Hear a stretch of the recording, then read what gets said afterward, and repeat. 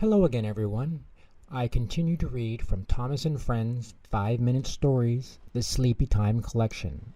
This is story number 5 of 12. It is called Don't Bother Victor. One day up in the hills on the island of Sodor, Thomas saw Peter, Sam, and Mr. Percival. "I'm off to meet Sir Topham Hatt today," said Mr. Percival, "so I'm putting you in charge for the day, Peter Sam." Peter Sam gasped. "Me, sir?" he said. "I'll take good care of things. You can be sure of that." Mr. Percival told Peter Sam that Victor would be coming by later that day. Victor was in charge of repairs at the steamworks, and he was a very important engine. "Don't go bothering him before then with little things," said Mr. Percival. "Good luck, Peter Sam," Thomas said as he started to chug away. "Being in charge is fun. You get to make all the decisions." Thomas took Mr. Percival to meet Sir Topham Hatt. Peter Sam was now in charge. Just then Rena shuffled along. "Sir Handel is creaking and groaning at Daisy Halt," he said to Peter Sam. "You must fetch Victor to mend him." Peter Sam looked serious. "No, Renus," he said firmly. "We must not bother Victor with little things. I will fix Sir Handel myself." When Peter Sam arrived at Daisy Halt, Sir Handel was indeed creaking and groaning. "Please fetch Victor," he said to Peter Sam.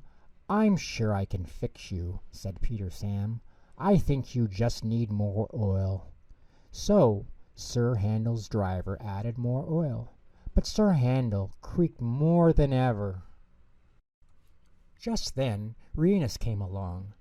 "Now Skarkoli's funnel's broken," he reported. "Peter Sam, you must fetch Victor." "We must not bother Victor," Peter Sam replied. "I will chuff over to Shorkley and fix him myself."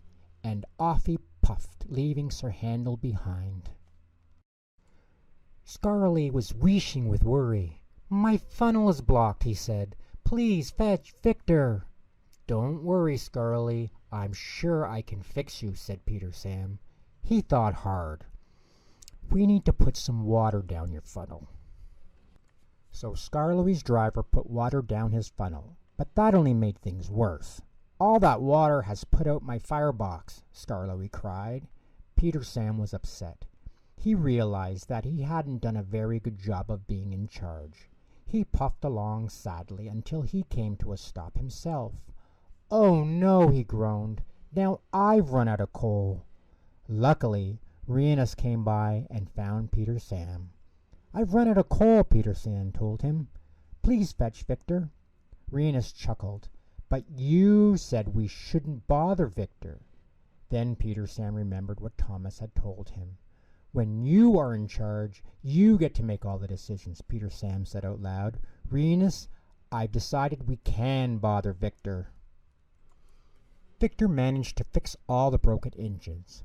"Why didn't you come and get me earlier?" he asked. "Mr. Percival said not to bother you," Peter Sam told him. "I don't mind," said Victor. "It's my job to fix really useful engines." Later that day, Thomas brought Mr. Percival back to the hills. "How was your day in charge, Peter Sam?" "No bother at all," Peter Sam replied. "Don't you agree, Victor?" "I do indeed," Victor answered. "It was no bother at all."